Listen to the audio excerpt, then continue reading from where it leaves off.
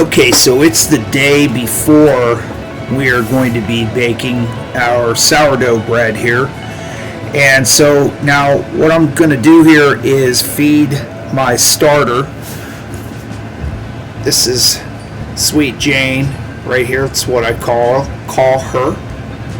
And I keep her in the refrigerator.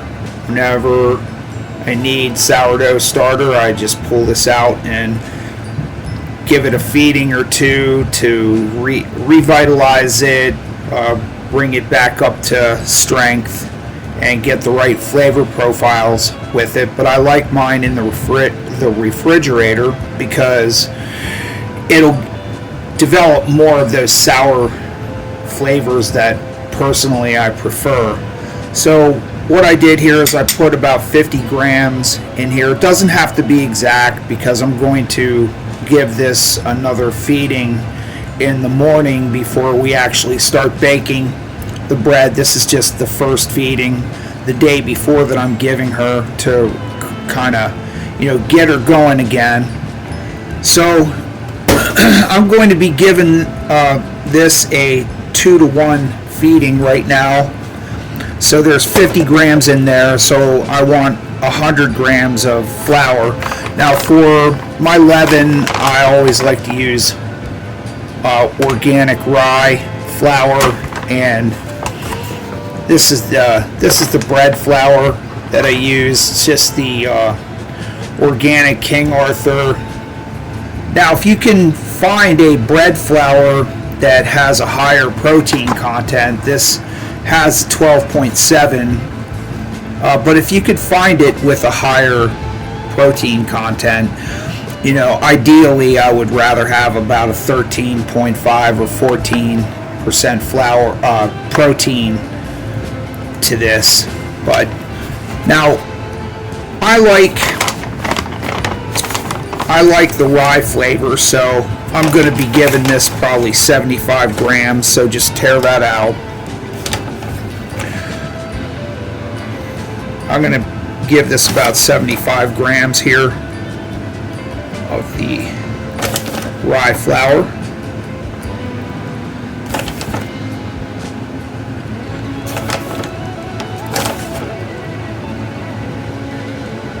And then I'll go ahead and do the other 25, get this up to 100 with the regular flour, the bread flour, and then just use nice clean filtered or distilled. I like using distilled water myself for things, so we're gonna put another 100 grams here with this.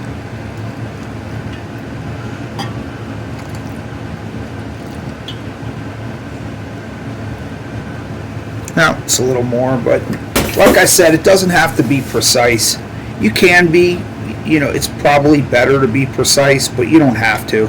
This is just a 2-to-1 feeding basically, and just mix that up nice till there's no lumps and it's smooth.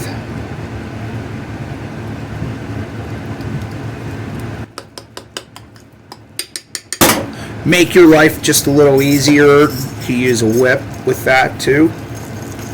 Get more of the lumps out. So with a 2-to-1 feeding like that, that gives the starter a lot of flour and protein in there to build that flavor profile that you want. Like I said, I like a rye starter myself. I think the organic rye is really delicious in this bread. Gives it a savory quality to it.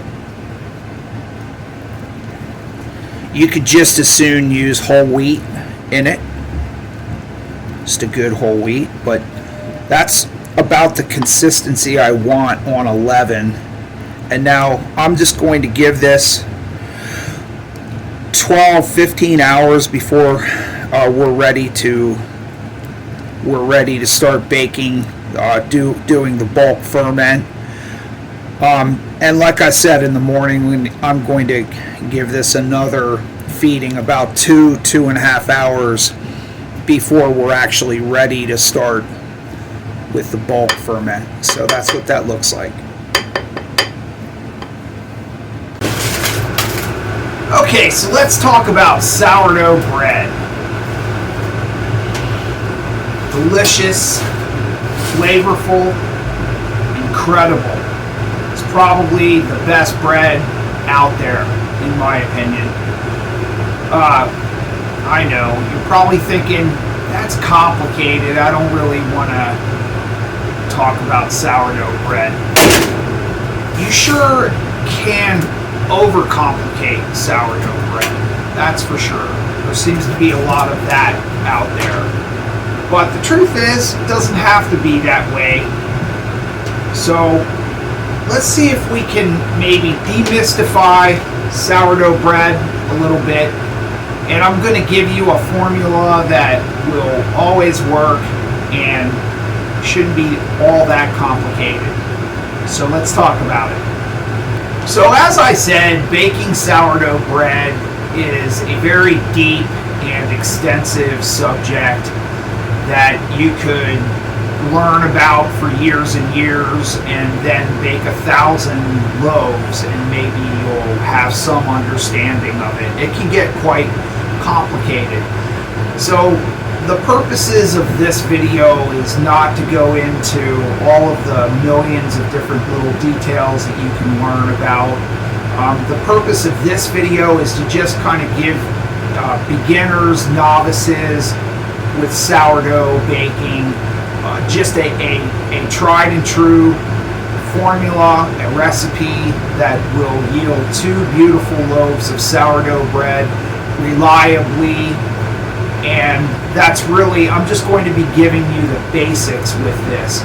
If you are someone who's new to baking sourdough or you want to learn more about baking sourdough and get more into it as a hobby, if it's a baking hobby, or you just want to learn more about the ins and outs of the ancient art of sourdough baking, I could recommend this book here.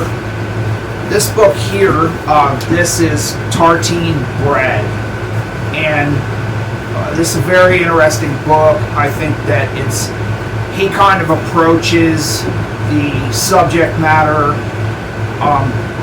from the same perspective, where he's talking to people who have never baked before with sourdough and talking about it extensively. So you can learn a lot with this book.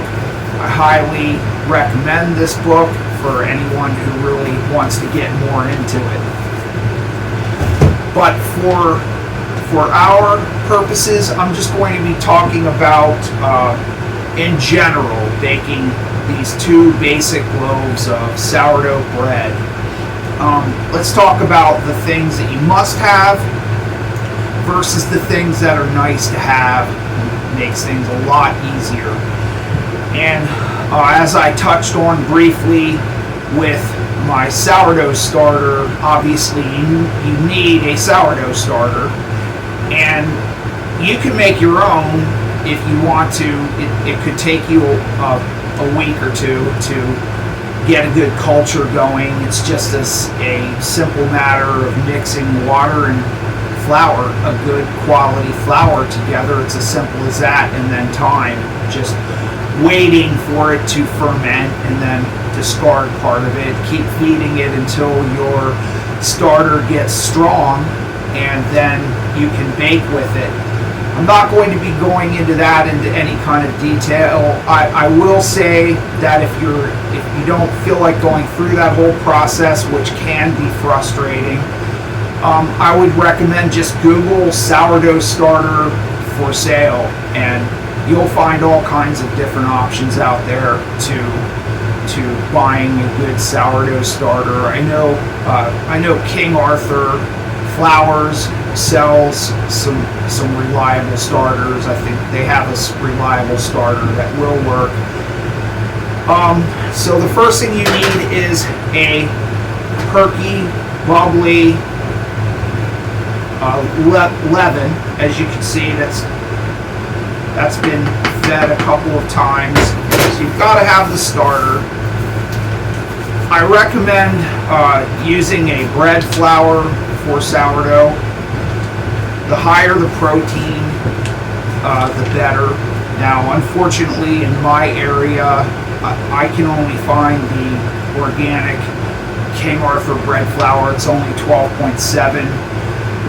As I said earlier, it's best if you could go up to 13 and a half. If you can find, high gluten bread flour, maybe at a restaurant store or something, you can find a better quality flour. But I definitely would recommend using organic for this type of bread. I also personally recommend the rye flour, organic rye flour. Again, you could replace that with whole wheat flour. I use 10% of this rye flour in my sourdough bread. I think it gives it a wonderful tangy flavor. You are going to need some type of salt. After all, bread without salt, just don't do that, please. Use salt. I like the pink Himalayan salt myself, just because it adds a lot of nutrient mineral that your body needs. It's delicious. It works beautifully for this formula. But you could use sea salt and clean water and filtered water. Don't use water out of the tap. It's just don't do that. And then there's some things that are these are the ingredients and the must-haves. You're also going to need at least one mixing bowl, a larger mixing bowl. And it's very nice to have a digital scale.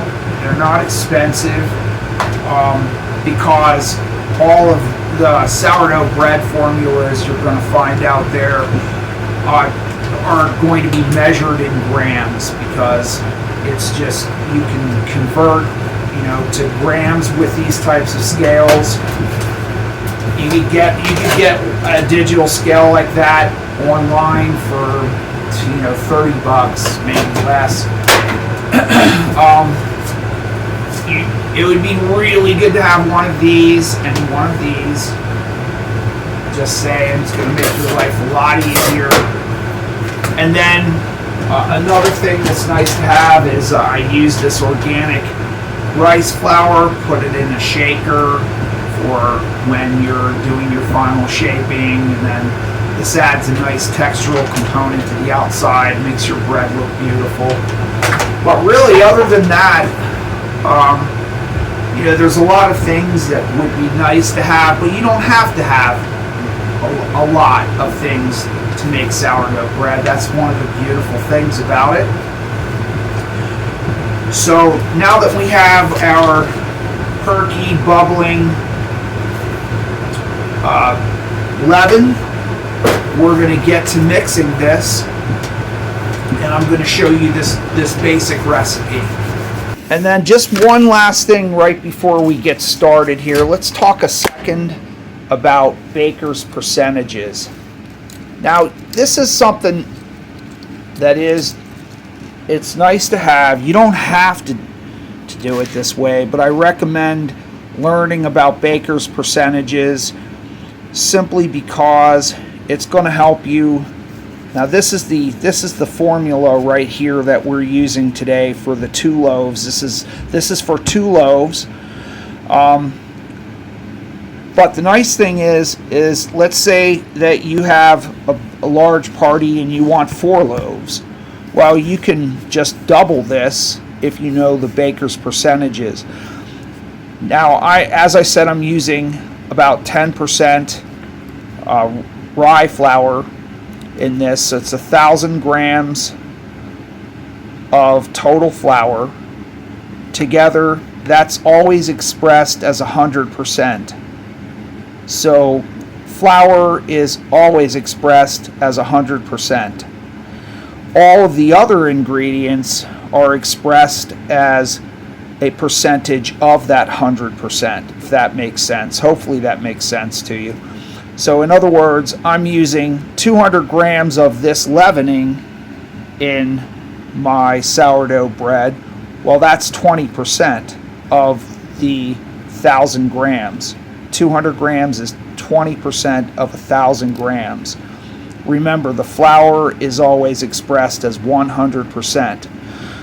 I'm using 750 grams of 80 degree Fahrenheit, 27 degree Celsius water, 750 grams of 1,000, while that equals 75%. And the Himalayan pink salt that I'm putting in this, I'm putting in 22 grams. Well, that's 2.2%. So that's just an idea. It gives you an idea of baker's percentages. All the other ingredients are expressed as a percentage of the 100%, which is the flour. That's something about the baker's percentages. Again, it's just one of those things that you could learn about, and this could go for just as well be used in the same manner for baking cakes or any formula really in the bakery, where flour is always 100% and all of the other ingredients are expressed as a percentage of that total flour weight.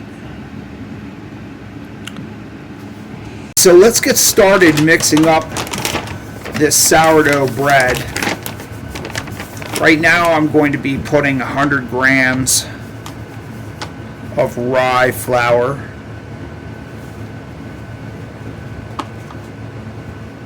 in here. And this is where you do kind of want to be pretty precise. You don't want to go too far under or too far over. This formula will work every time as long as you measure things out correctly. So then we're going to be putting 900 grams here of the King Arthur 12.7% protein bread flour. And again, this is going to be equaling up to 1,000 grams. So this flour should equal 1,000 grams for 2 loaves.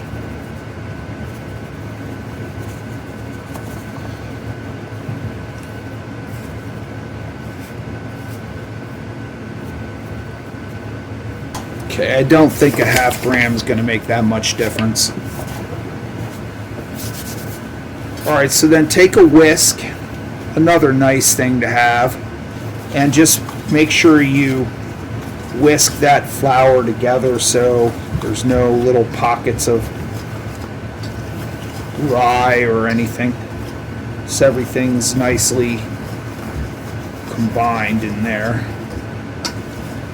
Now, one of the things that some sourdough bakers will tell you is you can do something that's called an auto lease here, where all you're doing is just mixing the water with the flour and letting that sit for an hour to overnight. Really, you can do that. And I have made sourdough bread that way, and to be honest, I honestly really don't notice that big of a difference. I'm not an expert, but I personally don't see why you need to complicate it. Maybe there's some small differences in the final result, but basically I'm just going to show you how to do this all in one shot, just to make your life easier. Assuming that you're a beginner to a intermediate sourdough baker, this way works fine for me every time. So put that flour to the side there, and get another mixing bowl here.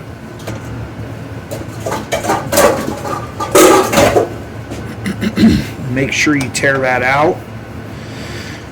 And now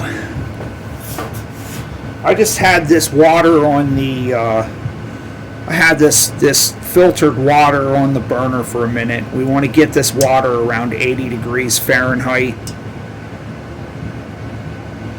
Not hot, not cold. If it's really cold in your kitchen, it's a pretty cold day today, you could go up to 90 degrees. It's not going to make a huge difference, but make sure if it's cold out where you are that you're bringing your water up to somewhere between 80 and 90 degrees Fahrenheit should work. That's around 30 degrees Celsius. But anyway, now if it's really hot out, if it's summertime, then you can skip this step. You could just use room temperature water. But since it's a pretty cold winter type day here in Pennsylvania, I'm heating it up. So now what you want here is you want that 75% water, baker's percentage. That's 750 grams total that you're weighing out here.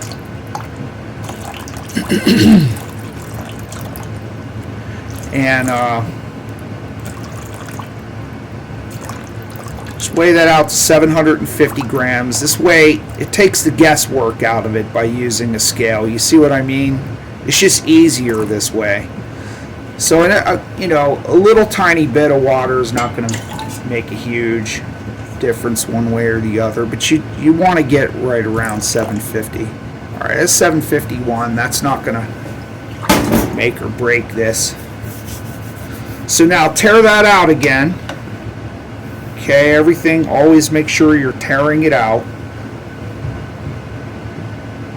Now what we're going to do is we are going to put the 20% baker's percentage, which of the leaven, and now 20% of 1,000 grams of flour is 200 grams. So we're going to bring this up to 200 grams of this leaven here, and that's what we want in this bread. All right, so it's a little bit more, but it's going to be real hard to take that out. So we'll just leave it in there. It's not going to make any big of a difference there. And now you're going to want to go ahead and use a whisk. You could use your hands too. If you don't have a whisk, just use your hands. It's fine. You can get your hands in this and disperse that leaven through that warm water.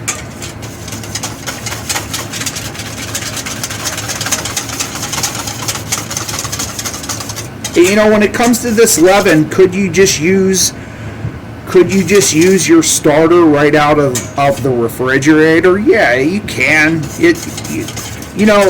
The nice thing about sourdough is there's ways to tweak your sourdough and make it better, but you don't have to follow all the rules. You just gotta, don't get scared of it. It's just a few common sense things that you really have to kind of do.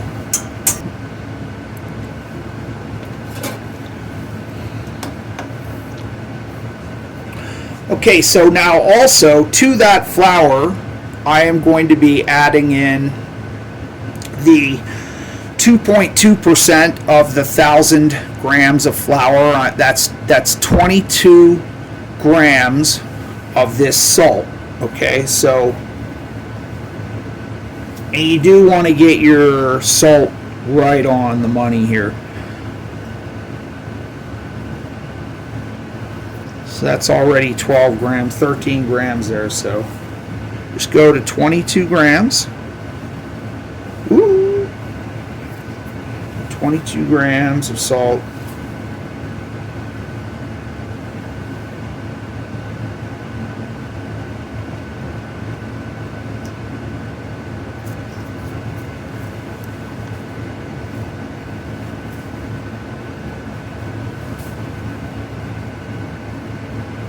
Okay, there we go. And give that a good whisk in there as well. So I like to make a little well in it. You know, can you use a stand mixer for this? Of course, you know, you can use a stand mixer for this, but really, if you're just making a loaf or two, there's no need to dirty up your mixer. You know, just do this by hand. You can use your hands in this. A lot of bakers swear by using their hands to mix small batches like this. I don't know. I think a rubber spatula is a lot easier to clean up than my hands. It's just my philosophy. So now I'm going to pour all that leaven in there, right in the middle. Make a well in the center and pour that in there. And just start mixing that together.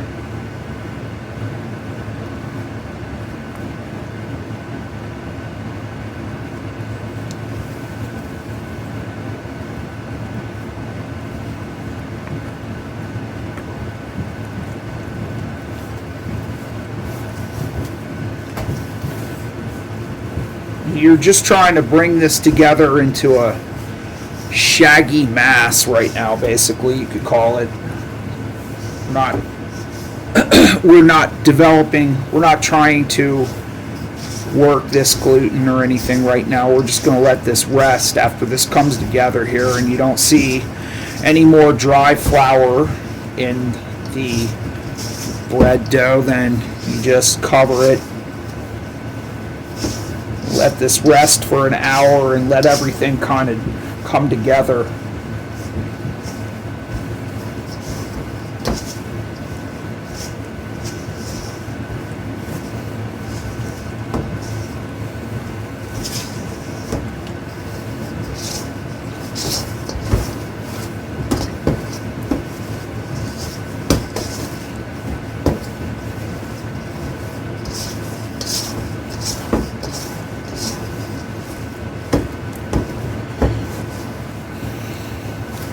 You know, a lot of this process really is just waiting for it to do its thing.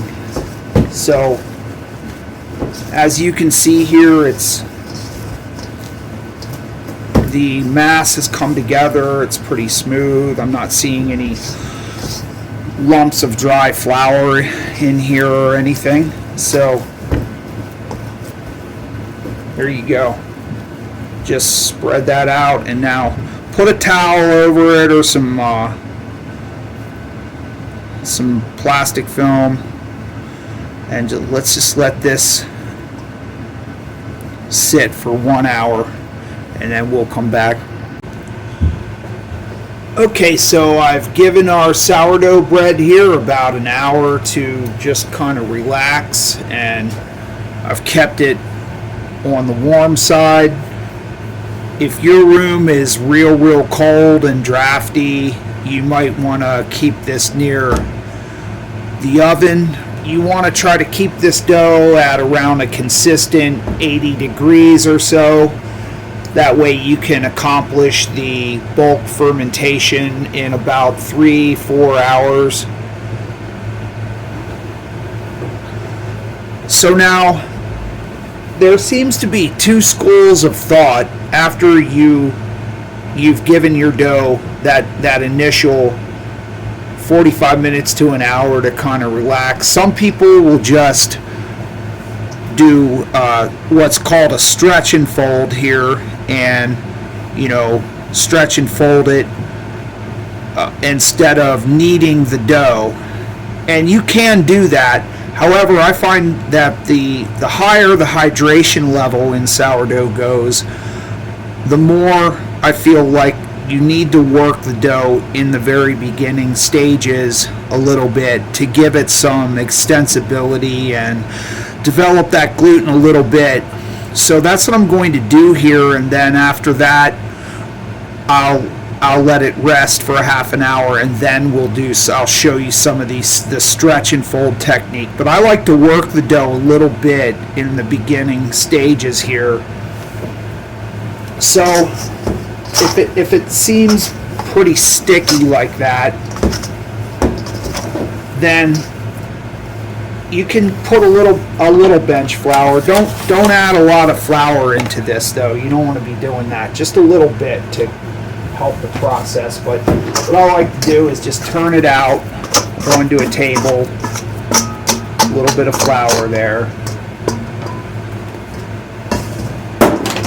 And, you know, you can give it. You can use a little bit. It's not going to hurt it, but just kind of, it's going to be very sticky at this point. So just kind of give it some slaps and work the dough with your hands for about 5-10 minutes or so. And what this is going to do is help the dough set up and give it some strength.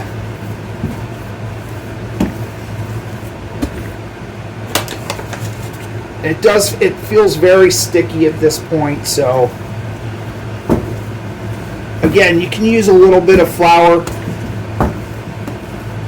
but try not to add too much.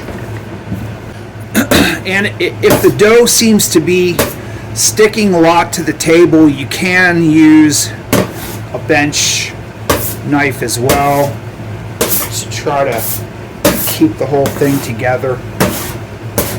Like I said, this is going to feel very sticky at first. Don't be alarmed. It is a sticky business. Making sourdough, it's going to feel sticky until it starts to develop that gluten in there. So again, just give this 5 to 10 minutes. You don't have to overwork it, but I like to do this. That way the final shaping seems a lot easier to me than just doing the stretch and folds alone. So I'm going to put this back in the bowl now. Again, try to keep this in a warm place. If it's cold out where you are, try to keep this in a warm place. Try to keep this dough right around 80 degrees or so. And that way you don't have to wait all day for this to rise. We're going to be looking for about a 50% rise on this dough. Should take, like I said, about 3 hours or so if you keep the dough around 80 degrees. So just put this back in the bowl and we'll give it another half an hour to rest. Okay, so I've given our sourdough bread another half an hour to relax, and now I'm going to show you this stretch and fold technique and the way that I like to do this over the course of the next 2 hours or so while this dough is bulk fermenting. I'll probably give this about three stretch and folds or so to help develop the gluten. And what I like to do is I just have a bowl of water, and the best way is with a dough card, in my opinion. You could just use your hands as well, but just kind of keep the dough card a little wet. And what we're going to do is just go like this. And the reason why the water is because it just helps to keep it from sticking as bad. So that's really all there is to it. Just do this a few times here for the first time, and then as it starts to ferment more and gain some strength and gluten in the dough, then you want to be a little more gentle with this, not trying to work the gas out of the dough. But really what you're trying to do here, and you can just wet your fingertips, and what you're trying to do here is develop the window pane which is, you can see this is just kind of tearing apart right now. So after you do that, and you can, like I said, you can also do this just as easily with your hands. So if you don't have one of those dough cards, it's no big deal. But that's basically what it looks like by stretching it like that. It's creating strength in the dough. So now I'm just going to leave this alone. So again, give it another half an hour, and then we'll come back to this and we'll do that window pane test again.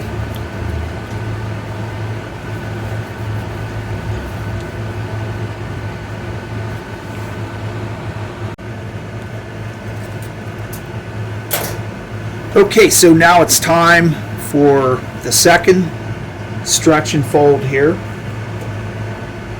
And you can see that by now the dough has been fermenting close to 2 hours already, and it's starting to puff up nice. Like I said, I'm looking for about a 50% rise in volume of the dough. So test the window pane here again in a minute.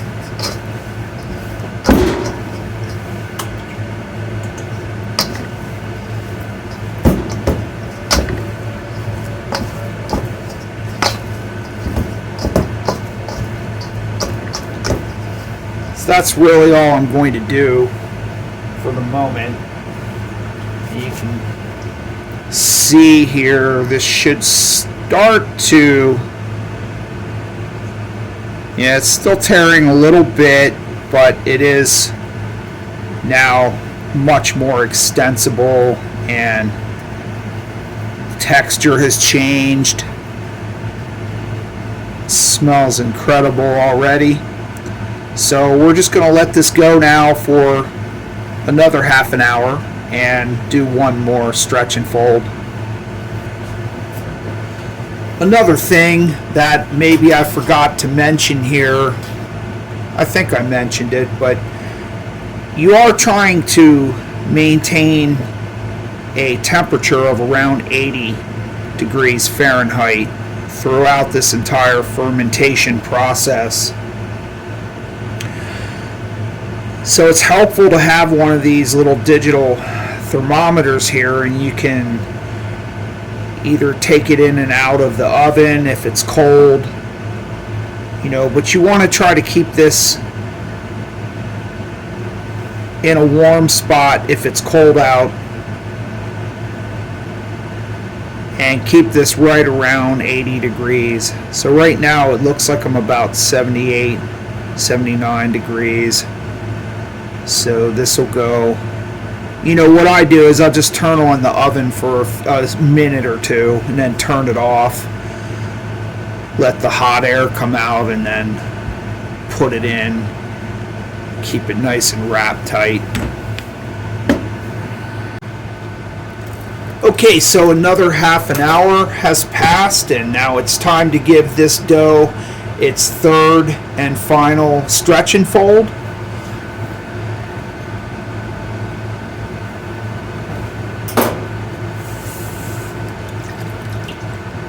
You can see now that this dough is puffing up nicely, and you want to be a little more gentle with your stretch and folds at this point now, so you're not smashing the air out of this nicely developed dough. So that's really about all I'm going to do with that. And we'll check this window pane test here again. And it seems to be holding a lot better now. It's not tearing as much. So that's about it. I'm just going to let this dough go. It's nice. It's not nearly as sticky, and it definitely has developed the way I want it to.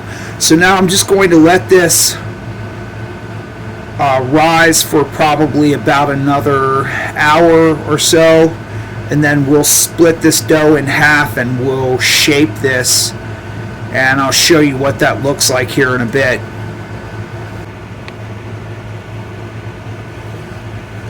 Okay, so all in all, this dough has fermented now about 3.5 to 4 hours, keeping it at a relatively constant temperature of the dough, the internal temperature right around 80 degrees.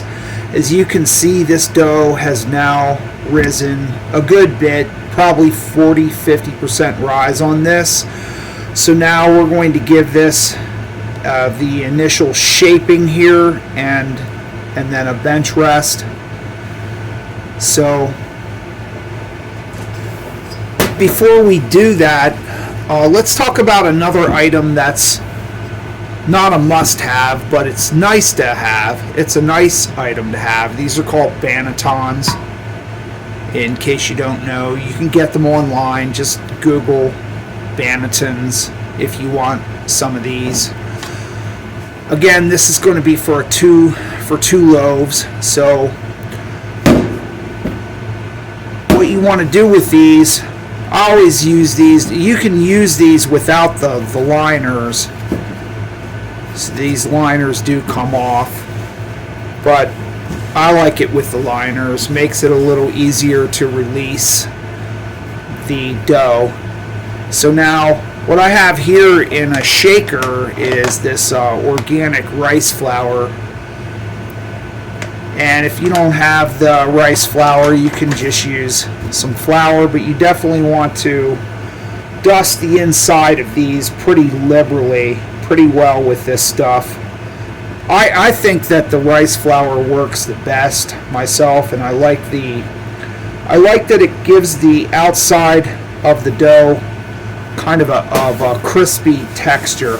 So just work that rice flour into the banneton so that it's going to help release the dough when you're done. Make sure you get it all around in there. So then when it comes to the shaping of the final shaping of the sourdough, it's definitely best to have one of these bench scrapers. You don't have to necessarily. You could just use your hands to shape it, but this will definitely make your life a lot easier. So the goal with the shaping of this sourdough is to use as little dusting flour as necessary. You don't want to go working a lot of extra flour into this dough now, so just give your work surface just a little light dusting. Try not to use too much of that.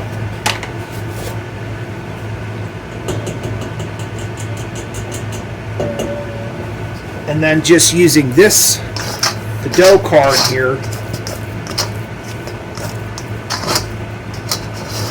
just try to work that out onto the surface there.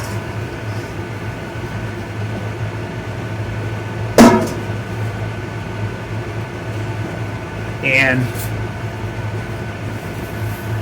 make sure I have you in frame here.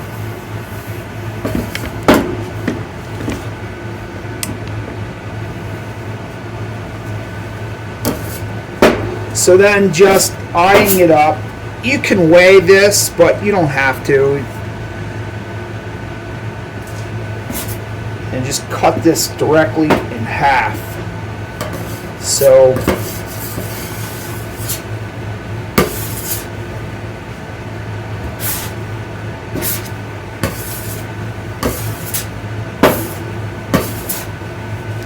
that's basically the movement that you want to do here. Is you're kind of moving it like that and pulling it towards you slightly. You're just trying to create tension on the top of that. So in other words, this this top here is going to be your crust. So you're just trying to pull it towards you like that. Now once you do 100 of these, you'll get that motion down. It'll become like second nature.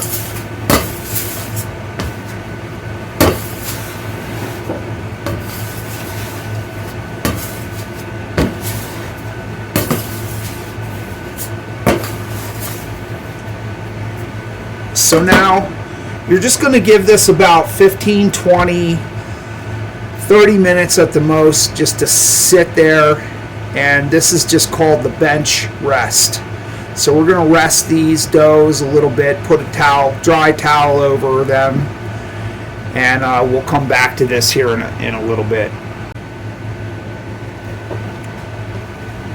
Okay, so I've given the dough balls here about 15 or 20 minutes now of a bench rest, and now I'm going to show you how to give this the final shaping and get it into the banneton. And if you don't have the bannetons, don't worry, you could just as easily put these in a bowl, just shape them simply as a bowl if you're just going to use you know, like a combi cooker or a cast iron pot with a lid to bake these in.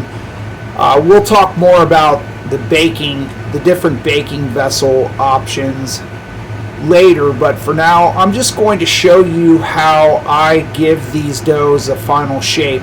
There are many ways and methods out there to give these sourdough breads and breads in general their final shaping. I'm going to show you the most straightforward and simple way I know of to shape these as batards. So that's what this looks like here. I'm going to give you a little lesson here on how to do this. So again, you really don't want to be using a lot of flour. If the dough is still sticky at this point, you can use a little bit of bench flour, but don't work a lot of flour into the bread at this point. And also, it's very important that you don't degas these. You want to use all of that built up gas inside of this dough to give you a nice oven spring. So what I'm going to do here first is just flip this dough ball over, and then using a scraper or your hands, just gently try to coax this into a bit of a rectangle or a square shape here. Just be patient. It's going to take a minute or two to get this stretched out a bit. Again, trying really hard to be gentle with it. Don't degas it.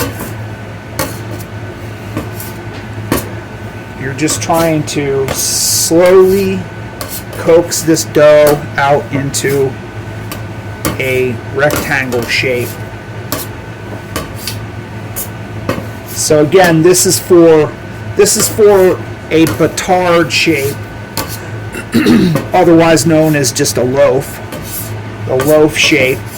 You could just as easily, you know, if you were going to do a bowl, you could just as easily, you know, flip this over and put it into a bowl and cover it, you know, and you've got a bowl, or you know, the round shape.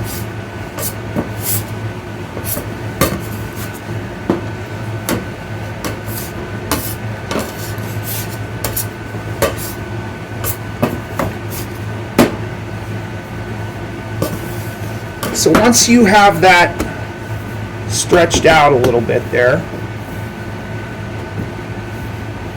into a basic rectangle shape, now just fold half of it in and the other half over that side, and you may have to use a little bit of flour on your hands if it's getting sticky at this point, and just kind of roll that up.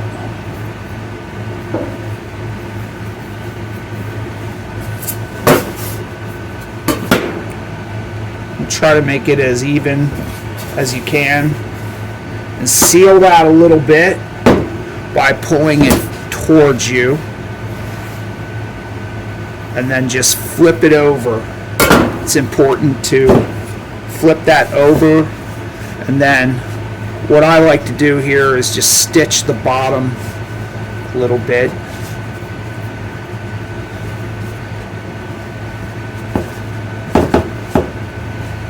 Stitch that together, and that will fill out, that will fill that whole banneton out. So again, you take your bench rested dough ball there,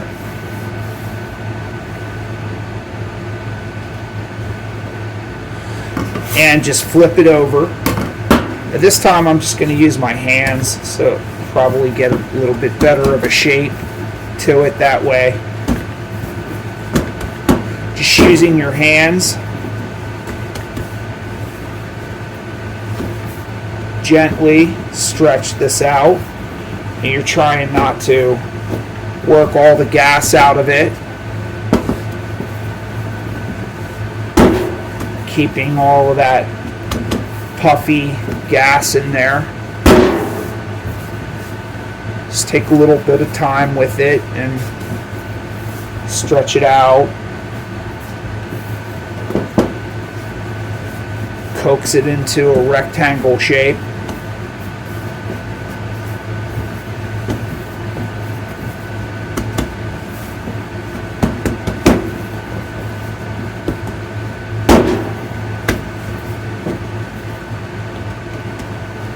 So then once you have that,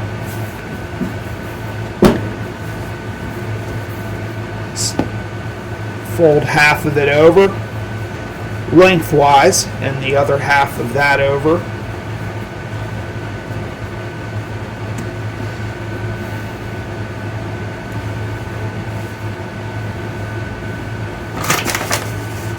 And again, you might want to just flour your hands a little bit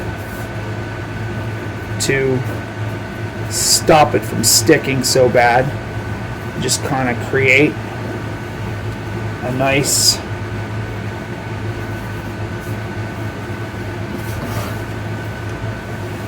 petard shape like that, and just kind of pull it towards you to seal that a little better, give it some better shaping.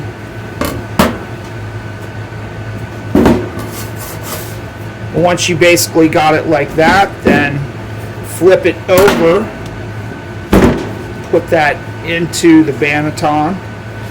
If you're using a banneton, try to stitch together the bottom a little bit, just like that.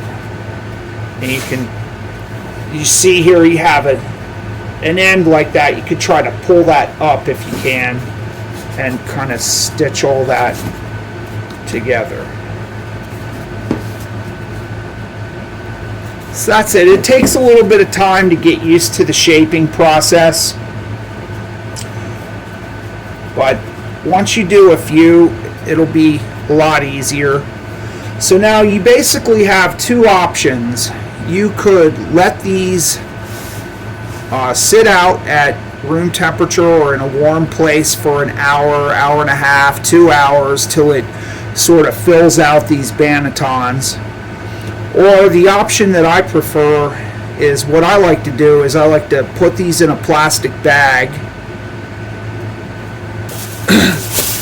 But the option that I actually like is I like to just put these in a plastic bag like this. Just save your grocery store bags.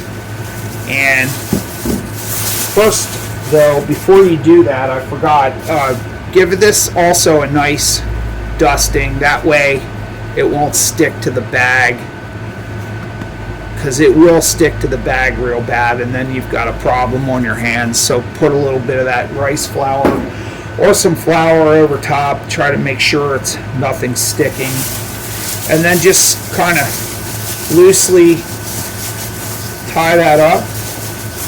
And what you want to do with these is just put them in the bottom, the coldest part of your refrigerator, and let these rise overnight. You could let these in for a full, 24 hours if you want, as long as your refrigerator's nice and cold and it's not going to go over about 41, 42 degrees. But the colder the better, because the fermentation process basically stops working at that point. So it's just going to be in there in the cold. It'll develop those nice sourdough flavors a lot better if you let these set. Now, ideally you would be pulling these and baking these after about 12 to 15 hours. But again, if you had to let it go for 24 hours, it's still gonna bake up okay. It may not get as much of a rise at that point, but about 12 to 15, even 18 hours is ideal. So that's what we're going to do. We're going to let these rest in the refrigerator, and we'll get back to these tomorrow. Alright, so it's the next day, and our sourdough bread is still in the refrigerator, and I'm ready to bake it. And before we take a look at that, let's talk for a second about your different options on how to best bake your sourdough breads in a home environment. Now, as you may already know, in a commercial bakery, the ovens that they use to bake breads are almost always steam injected. And so unless you have one of those at home, which they do make, different smaller sizes of steam injected ovens. I don't happen to have one, unfortunately, but there's ways that you can recreate that moist environment inside of your oven to recreate and get close to that type of texture and the crust that steam will create. Now, in my opinion, the best results I've had with sourdough bread are almost always in cast iron. And if you have one of these Dutch ovens, that will work nicely, or what they call a combi cooker. That will definitely make beautiful bread, bake beautiful sourdough bread. Another option that I found out there, and actually I've had excellent results with, are these clay pots like that. A brand that you can find online is Eureka, or you can just Google clay cooking pots for bread. You'll find stuff out there like this available. But so these are the two best options that I found.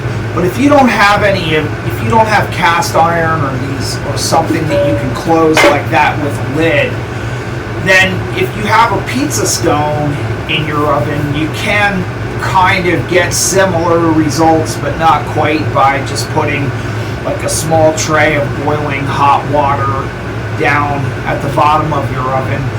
But if you're going to use this cast iron, which I would recommend if you're new to sourdough baking, use a cast iron Dutch oven like this. It's very important that you start out by heating this at full blast in your oven, like 500 degrees, 550 even, on some ovens, for like at least 45 minutes to an hour. Get this entire vessel, boiling hot before you ever put your bread in it. So I'm gonna pull out the bread and show you what I'm cooking in today, and and we'll go from there. I'll explain how to get the most out of the baking process here. Okay, so let's go over this process here of baking sourdough. This is our first loaf here. I'm just going to be baking one loaf at a time here.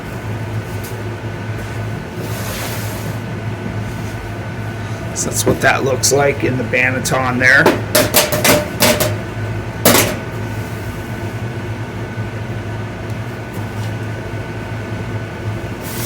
And now, for my sourdough, I love this huge old campfire oven. This thing is blasting hot. I have this thing at least up to 550 degrees.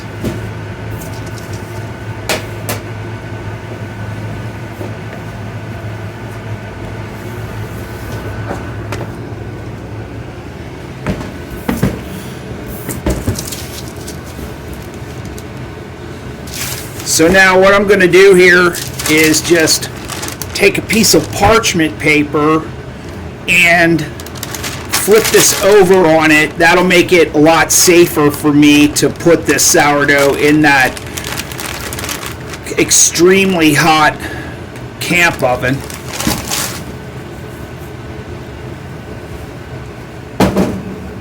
So once you have it turned out like that, then you need to have a razor blade, or this is called a baker's lame. You can get one of these cheap, or just use a razor blade, and then just give this a cut on the top. This is a lot easier with cold dough. Sort of, you're coming in at an angle there. Hopefully you can see that. Open that up nice. You want to go about at least an inch or so.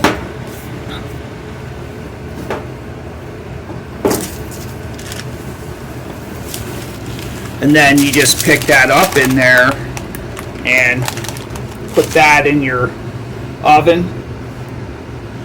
And now what I like to do is, it's easier to have a spray bottle with some distilled water in it, but if I don't have one right now, so I'm just using a pastry brush in here and just put some water on that.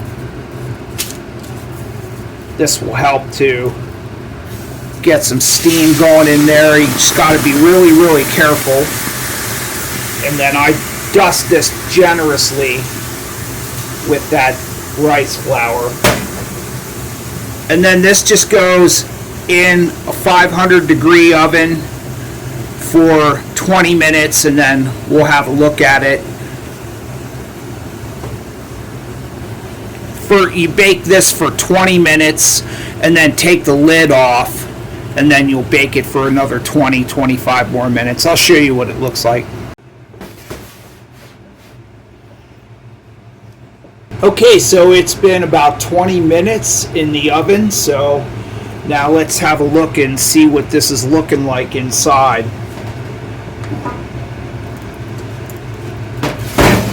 Beautiful. Got a nice ear opening up on that. Okay, so this is going to go back in that oven now, uncovered for about another 20 minutes. Okay, so there we go. And this bread's straight out of the oven. And one question that a lot of bakers may have about this sourdough is how to tell when it's done. Well, the best way, the most sure way, is just temp it right in the center, and it should come out to at least between 205 to 210, and then you know that it's fully baked inside. This came out beautiful. It's nice and crispy. Have a little bit of an ear here, so this should be beautiful. But I wouldn't advise cutting into this and eating this right away, just because it's still baking inside. It's still setting and creating some magic inside there. So I would let this cool down at least for a few hours. I know it's torture because these things, it smells amazing, but I would let it cool down so that it has a chance to set inside, and it'll also have a better flavor too, a couple or 3 hours from now, and it'll still be warm inside after 2 or 3 hours. So there you have it. I'm going to bake this other one, and then we'll cut into one of these and see what we have inside, and I'll give this a taste. Okay, so let's have a look at this finished bread. It has had time to cool down enough now that we can slice into this. So let's see what we have here.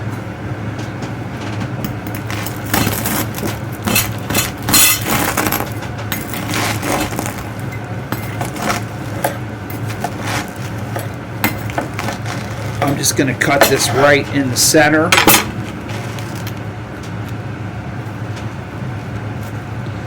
So it didn't open up a great deal. The other one seemed to open up better. It is still warm inside, but let's try a slice of this and see how this tastes.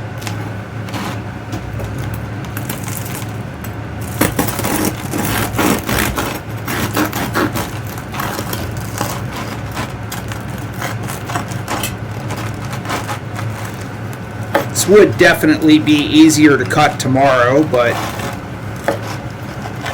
it'll be delicious the way it is.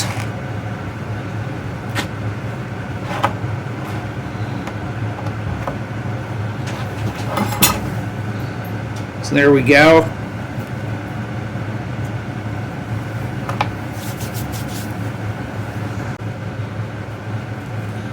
So this is the other bread.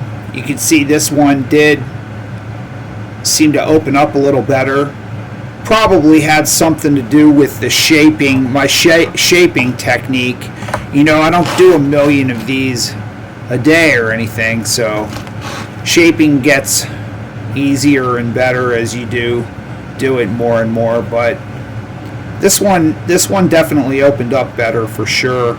No, more open crumb. Well, let's give these a taste here and see. Okay, so let's give this bread a taste. Now, I'm just going to have this simply my favorite way, and I could definitely recommend some Irish butter.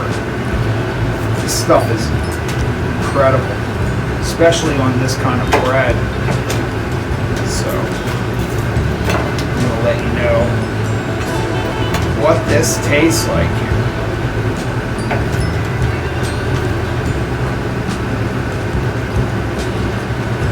Don't skimp on the butter either.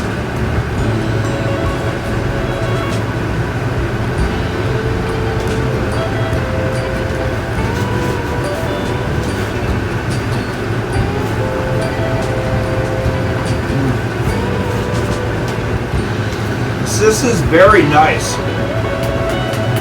Nice crispy crust with that rice flour on the outside. It gives it a nice texture.